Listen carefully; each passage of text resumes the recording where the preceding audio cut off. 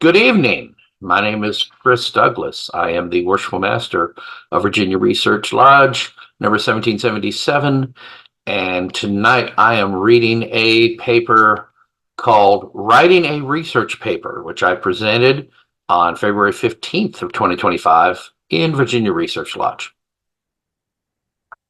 For my first full meeting as Worshipful Master, I wanted to revive a trend begun by Right Worshipful Joel Bundy, who presented a short paper at each meeting. It has been a privilege to review and share these hundreds of research papers presented in this lodge and elsewhere. Preserving Masonic education should be the primary goal of each lodge of research. However, I have noticed a deficiency which we must address as well. There are not enough new Masons conducting research. We welcome everyone sitting on the sidelines who come to listen and improve your own education. But in an ideal world, every single Mason in this room will write at least one paper this year. To encourage this goal, I wrote a paper explaining how to get started. If you are an experienced writer, do not take offense. You may well hear a technique you can add to your toolbox. Let's say you've never written a paper before. How do you start? The easiest way is to think of a question you have about Freemasonry. Maybe you've asked it out loud, or have kept it only to yourself. As an example, why do the stewards have rods and why don't they carry them? Now, go and conduct research. When you have found enough information to answer your question, you can write your research paper. Don't be surprised if while researching your first question, you find yourself distracted by other questions along the way. Take a minute and write each question down. That's a topic for another paper. I use a note-taking app on my phone to record each potential topic. I have 100 or more topics I may never get around to writing about.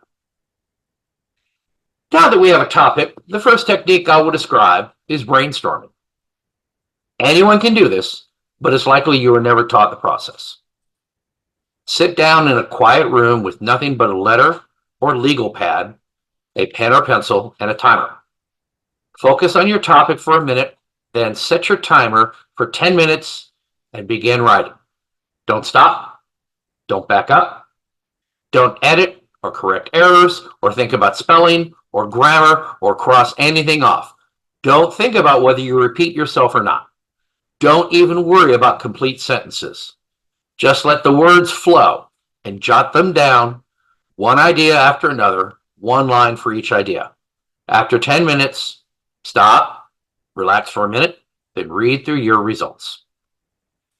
To the right of each line, write down one word as a category for that idea. Say people, or events, or location, or symbolism. Use whatever word comes to mind. As you go, if you see something you wrote twice, draw a line through it. Once you are done, tear those sheets off your pad. On a fresh sheet, write the first category, let's say people. Read through your list and every line where you wrote people, write it on the new sheet and line it out through the original. Here is where you can edit, correct your spelling, write out a complete thought. Repeat for the second category, events, and write down all of those. If you find two categories are similar, combine them.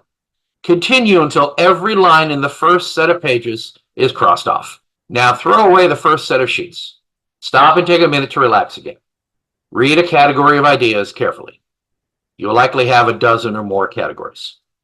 If a category has only one or two ideas, either move them to another category or cross them off. When you have whittled down all your categories, see if you can combine them into three major points. Write an outline of your three major points and two or three subpoints if they are clear. If a category is an outlier, discard those ideas. The next step is research. Ideally, you have a stack of books at your disposal and you have read them or could read through them to research your topic. The downside is, unless the book is well organized, you may have trouble finding specific things related to your topic. That's why I prefer online research, as you can search for specific words or phrases. There are a lot of valid online resources.